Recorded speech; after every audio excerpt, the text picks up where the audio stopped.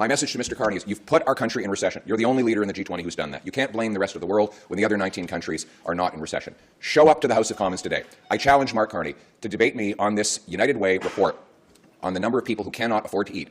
To debate me on it today in the House of Commons and tell Canadians what you're going to do to reverse the recession you caused and the cost of living crisis you caused. Your job is to be accountable to the Canadian people. It's been well over a year since you made these grandiose promises, and the exact opposite is coming true. You're in Ottawa today, Mr. Carney. Canadians can't afford their bills. Get into the House of Commons and explain to them today at 2:15 what you're going to do to reverse the damage you've done. Pierre, pleading for attention, is begging Marcus Carnivorous to come to the House of Commons and debate him about food.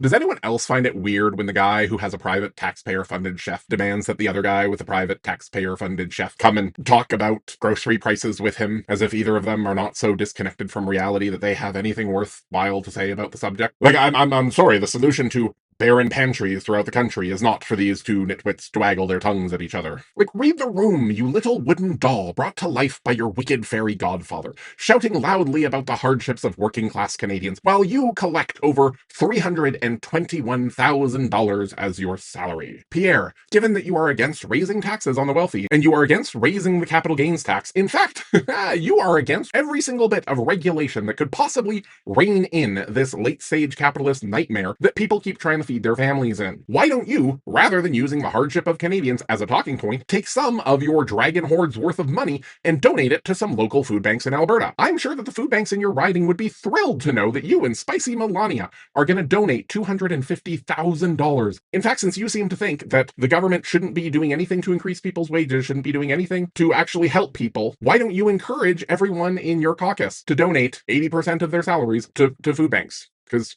then they can try and get by on what we get by on. The thing is, you're not fighting for me or anyone else to be paid more by our employers. You refuse to support taxing those who make far more than they need, to discourage them from hoarding wealth, and to instead share it with their workers. You keep acting like trickle-down economics will someday get to us, but we're pretty parched. It doesn't reach us. If you want people to be able to afford groceries, you need to be fighting for a higher minimum wage. You need to be fighting for greater regulation on your own donors like Galen Weston. You need to be fighting for government involvement that catches people who fall through the cracks that the market ignores because caring for people isn't profitable. If you're gonna make this talking point genuinely, you can't be you. You need to be someone like Abby Lewis. But you're not, because no matter how much you complain about Carney's failure to rein in big business, everyone knows that you wouldn't actually do anything different. Because every time you lie, your nose doesn't get bigger. That's not how your little enchantment works. But we all see your donor's pants every time you lie, you little wooden boy.